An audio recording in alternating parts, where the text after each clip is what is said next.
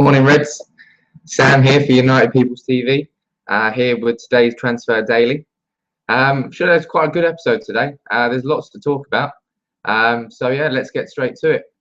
One that all of you guys and girls should have seen yesterday was one about Roberto Firmino. Now, Firmino is a 23-year-old midfielder who plays for Hoffenheim. Sorry about the confusion there. It's because we were linked with two Brazilian midfielders yesterday. I keep having to find out which one I'm talking about. Right, so he's a 23-year-old Brazilian midfielder, plays for Hoffenheim in the Bundesliga, and reports from Brazil yesterday from Jose Elias suggest that we are closing in on an 18 million deal for him, 18 million euros that is. They're saying that representatives have been in touch with them, say that an agreement's been reached, and they're saying that Firmino's agents confirmed a deal 2 days ago and that he would go through a medical with a national team ahead of a move to Manchester United.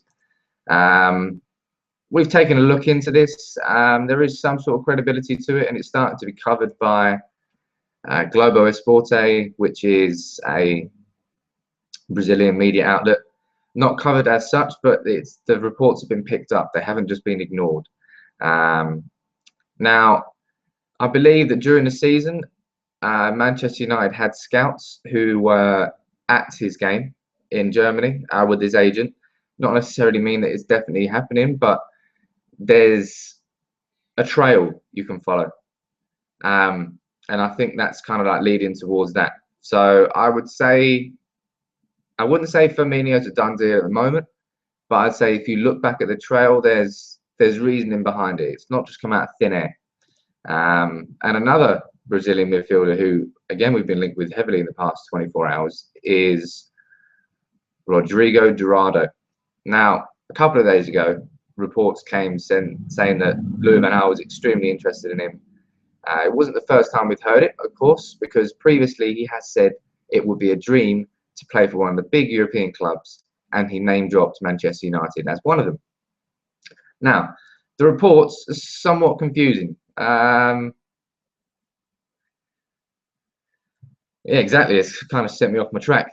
Let's kind of run through them with you. The reports, as I said, during the week were that United were closing in on the deal for Dorado, and they've now been followed up from claims from Brazil that his representatives will fly to England to complete the deal. Those reports have been picked up by Globo Esporte, but they have poured a little bit of cold water on it. Now, Luis Carlos Riche was the person who originally reported these, and a few minutes after, he reported that Dorado had signed a new contract with a release clause of 60 million euros, but he reported that he would leave for 20.6 million pounds, which works out about 26 million euros, something like that. And then that would be his old release clause, which is highly confusing because if he signs a new contract, why would he not leave for that release clause? So as I say, somewhat confusing, these reports. Now, Internacional, which is the team that Dorado plays for, have denied any contact with United, and the president, Vittorio Pifero, that's a pretty cool name actually, has said he has no intention of listening to any offers for him. Now, it should be noted that Dorado does not have a work permit at the moment, so any potential move for him would require that to go through. And as we've seen in the past with other transfers, sometimes it is the work permit which causes it to fail. So again, while both of these reports seem quite strong, neither of them are a done deal at the moment. But as I said, we'll bring you updates on them as and when they happen, as we always do. Now there's an update on another midfielder, Ilkay Gundogan.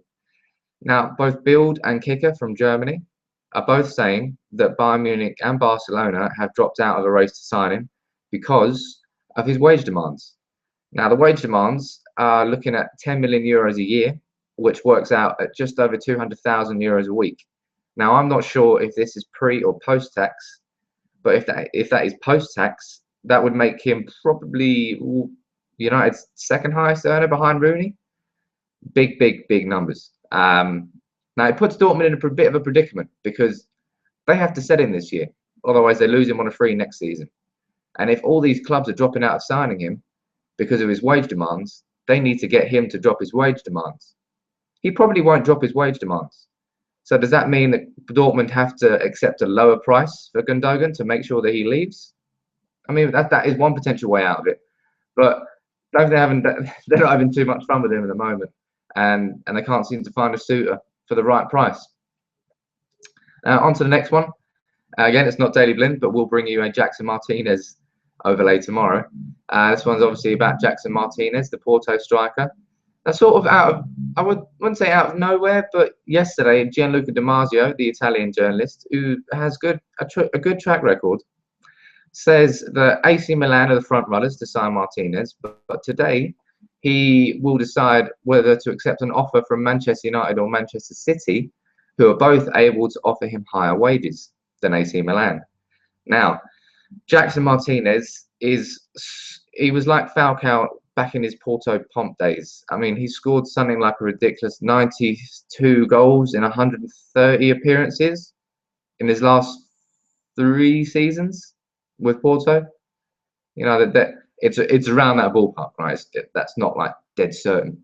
But I mean, would you guys like to sign a striker like that? Let us know in the comments below. And as I think I've already said it before, you know, who is your ideal striker signing? Because we need to sign one. Is it Benzema? Is it Jackson Martinez? Is it Lewandowski? Let us know, guys. Get involved. Get involved. And there's one final thing to talk about. Ben Amos has completed his move to Bolton Wanderers. Now, the 25-year-old was released by Manchester United this week, and it put an end to a 14-year career with the club, but only 7 first-team appearances during that time. He kind of came in at a bad time. He had Edwin van der Sar who was coming up, and as soon as he left, David De Gea came in. So he didn't really have much of a chance, did he? Did he? Sorry about that. So Ben Amos is going to be a good sort of championship-level goalkeeper, I feel. At 25, he didn't progress enough. He wasn't getting better and better. I mean, De Gea is younger than him and is far better than him, which is kind of indicative of why he didn't get a chance at United. But good luck to you, Ben. Hopefully he does well, because there's so many ex-United Academy players who are all playing in the Football League in different teams, and he's just another one. So good luck to you. That's a wrap. That's it for today's UPTV Transfer Daily. Thanks to everybody for tuning in, as always. It's really nice to see the audience growing, and we're going to keep coming back for more and more. So yeah, please drop a like on the video, comment and subscribe to United People's TV, and we'll be back soon. See you later.